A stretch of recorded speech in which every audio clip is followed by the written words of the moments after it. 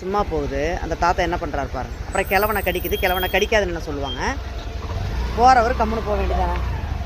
பாரு போகும்போதே நாய் அடிச்சுட்டு இருக்கிறாரு. ஏன் தாத்தா ஏன் எது கல்லெடுத்து அடிக்கிறீங்க?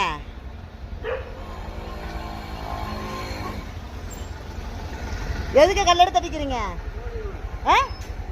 ஊளை விடுதா? நீ நடக்கிறது கூட தான் அதுக்கு பிடிக்கல, அதுக்காக ஊளை நாய் அடிக்கக்கூடாதுங்க. நாயை கல்லெடுத்து அடிக்கூடாது, சட்டப்படி தப்பு. மருந்து வச்சு கொல்ல போகிறோம். மருந்து வச்சு கொல்ல போறீங்களா? முகத்தை காட்டுங்க. அப்படியா? மருந்து வச்சு கொல்ல போறியா? இந்த வயசுல கம்பி என்னணுமா? பின்ன மருந்து வச்சு கொல்ல போறேன்ற நாய்களை? ஓ அப்படியா? அந்த நோக்காடு நாளைக்கு வந்து சொல்றேன். நான் நாய் மருந்து வச்சு நீ கொன்றுவ?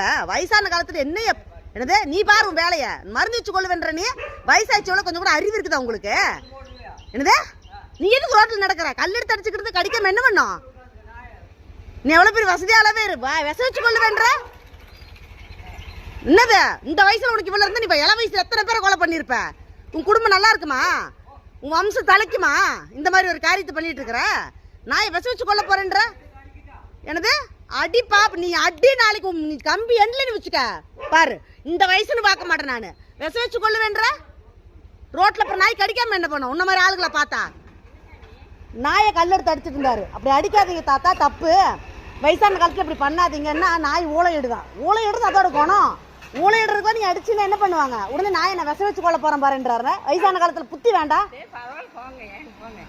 என்ன போங்க, வயசானவர் அடக்கி வைக்கிறதுக்கு நம்ம இது இல்லை. நமக்கு என்ன சண்டை இல்லை. நாய் விச நாய்களுக்காக எத்தனை சட்டங்கள் இருந்துகிட்டு இருக்கு. நாயை விச வச்சு கொள்ள வேண்டியிருக்கிறாரு அவங்க. நீ விச வெய்ய வாரு, உன் வம்சமே எப்படி விளங்குதுன்னு பாரு. நீ வச்சு பாரு. நான் இருக்கிற ஏரியால நாய்க்கு நீ விச வச்சுட்டு நீ மீண்டுருவேன்னு பாத்துறேன் நான்.